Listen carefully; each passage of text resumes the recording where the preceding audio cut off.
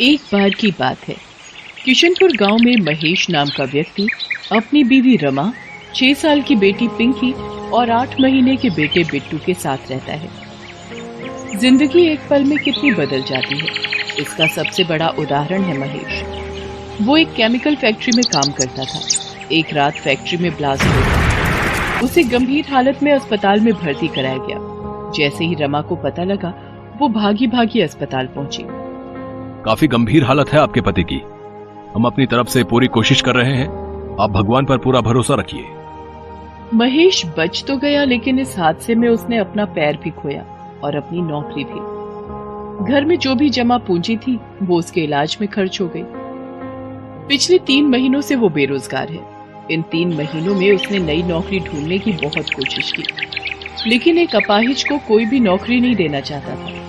अब तो बारिश का मौसम भी शुरू हो गया था। इस मौसम में उसे एक जगह से दूसरी जगह जाने में बहुत दिक्कत होती, क्योंकि सड़कें पूरी तरह पानी से भर जाती।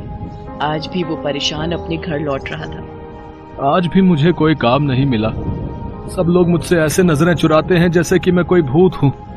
अरे अपाहिज को जीने का हक नहीं है क्या? वो और उसका परिवार क्या भूखा मर जाए? महेश बार बार की असफलता से परेशान हो चुका था। उसका मकान मालिक 3 महीने का किराया वसूलने हर दूसरे दिन उसके घर आ जाता था। साथ ही घर खाली करवाने की धमकी भी देता था। कल शाम भी वो आखिरी चेतावनी देकर गया था। इधर घर में अनाज का एक भी दाना नहीं था।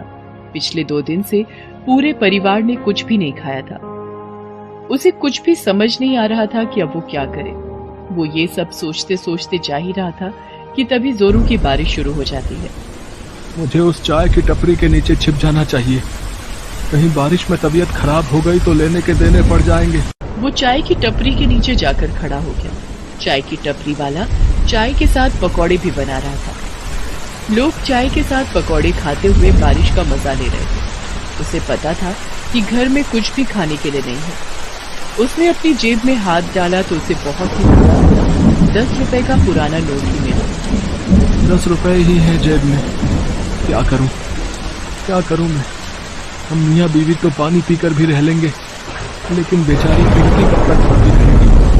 अगर मैं उसके लिए पकौड़े ले जाऊंगा तो वो बहुत खुश होगी। पहले उसने बहुत सोचा, फिर उसने उन पैसों से पकौड़े खरीद लिए। थोड़ी देर बाद बारिश बंद हो गई। फिर वो पकौड़े लेकर घर पहुंचा, लेकिन घर के बाहर पहुंचते ही उसकी आंखों में आंसू आ गए। उसके बीवी बच्चे घर के बाहर खड़े थे और उसका 8 महीने का बेटा बिट्टू अपनी माँ की गोद में लगातार रोए जा रहा था। पिंकी सहमी हुई अपनी माँ का आंचल पकड़कर खड़ी थी और उनका मकान मालिक उनका बचा खुचा सामान सड़क पर फेंक रहा था। उसकी बेटी ने जब उसको देखा तो वो भागते हुए महेश के पास आई और रोते हुए कहने लगी, बाबा देखो ना, अंकल ने हमें घर से बाहर निकाल दिया और वो हमारा सामान भी बाहर फेंक रहे हैं। और जो मेरी छोटी सी गुड़िया थी ना, जो आप लाए थे, अंकल ने उसे भी नाले में फेंक दिया। महेश ने अपनी बच्ची को चुप करवाया और जाकर मकान मालिक के पैरों में गिर पड़ा। ये आप क्या कर रहे हैं मालिक? इस तरह हमें बेघर मत करिए। चुप कर, पहले 3 महीने का किराया हाथ में रख, फिर बात कर। मैं जल्दी ही आपके सारे पैसे चुका दूंगा। चुप कर, पिछले 3 महीने से तुम्हारी ये बात सुन सुनकर मेरे कान पक गए हैं। तभी मकान मालिक की नजर महेश के हाथ में कागज में लिपटे पकौड़ों पर गई। उसे देखकर उसका पारा चढ़ गया। अरे रे, कितना झूठ बोलते हो तुम लोग। मेरा किराया देने के लिए तुम्हारे पास पैसे नहीं है और पकोड़ा पार्टी करने के लिए पैसे। चलो निकलो यहाँ से, मक्कार कहीं के।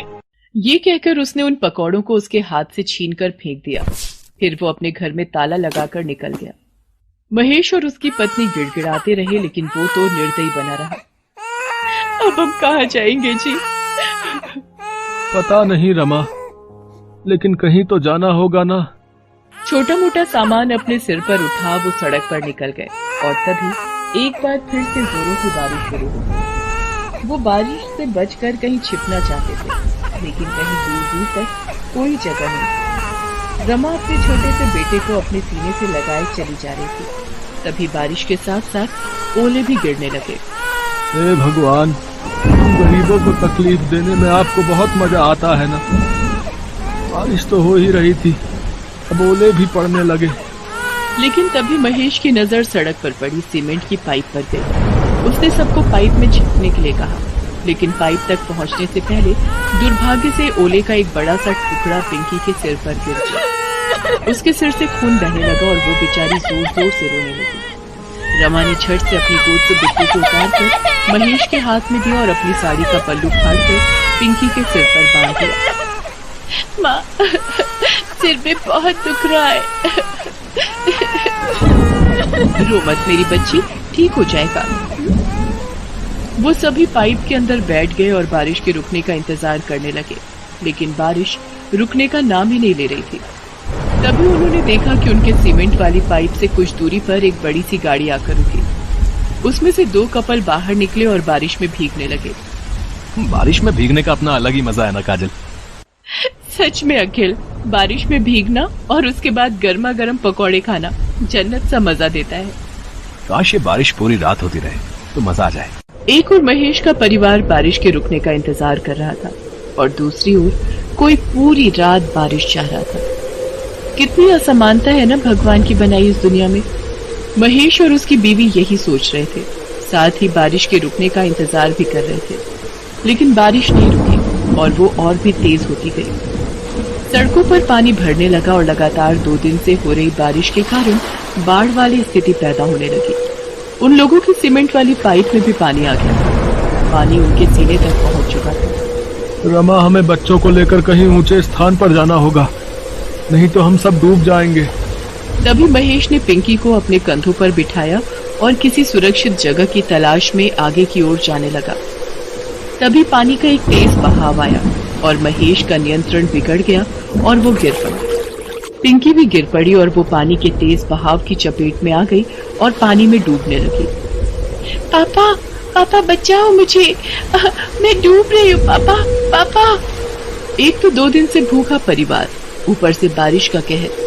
महेश चाहकर भी अपनी बच्ची को नहीं बचा सका और पिंकी पल में ही उनकी आंखों से ओझल हो गई। पिंकी, पिंकी कहाँ हो तुम? पिंकी, आए मेरी बच्ची। लेकिन पिंकी ने कोई जवाब नहीं दिया। आज महेश खुद को बहुत ही असहाय महसूस कर रहा था और एक असहाय पिता की तरह ऊपर आसमान की तरफ देखकर कहने लगा, भगवान, तुम्हें जरा भी दया नहीं आती क्या हम गरीबों पर? पूरे पत्थर हो गए हो क्या? पहले तो मुझे अपाहिज कर दिया और फिर दाने दाने को मोहताज कर दिया, फिर सिर से छत भी छीन ली और अब मेरी बच्ची को भी ले गया। कान खोल कर सुन ले, तू मेरे लिए भगवान नहीं, पत्थर है पत्थर। वे उस बाढ़ से किसी तरह बचने की कोशिश कर रहे थे, लेकिन उनके पैर जवाब दे चुके थे। भूखा शरीर अपनी ताकत खो चुका था। उनके पैर लड़खड़ा रहे थे और वो भी इस बाढ़ की चपेट में आकर डूबने लगे। हालांकि तब भी उन्होंने हाथ पैर मारे, लेकिन भूख ने उन्हें कमजोर बना दिया। दोनों एक दूसरे को पुकार तो रहे थे, लेकिन पानी के बहाव में वे पुकार अनसुनी हो रही थी। रमा, रमा, बिट्टू। लेकिन शायद मौत अभी उनके हाथ की रेखाओं में नहीं दिखी थी। तभी तो वो पानी में गिरकर बेहोश हो गए थे और बहे जा रहे थे। तभी बाढ़ राहत कार्य वालों की नजर उन पर पड़ी और वे उन्हें अपनी नाव में बचाकर राहत शिविर ले आए। इस बारिश में हम तीनों तो बच गए रमा, लेकिन इसने हमसे हमारी पिंकी को छीन लिया, हमसे छीन लिया रमा।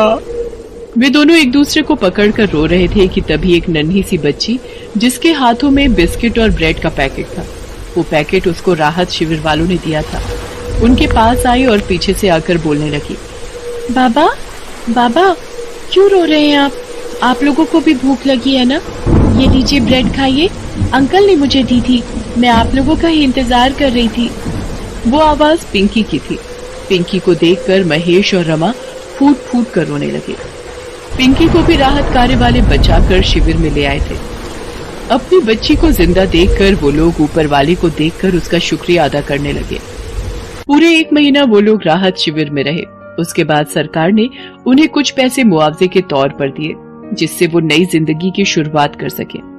आज महेश एक चाय पकौड़े की दुकान चलाता है। उसकी जिंदगी अब पहले से बेहतर हो गई है। बारिश ने परीक्षा तो ली उसकी, लेकिन उसी बारिश ने उसे फिर से अपने पैरों पर खड़े होने का मौका भी दे दिया।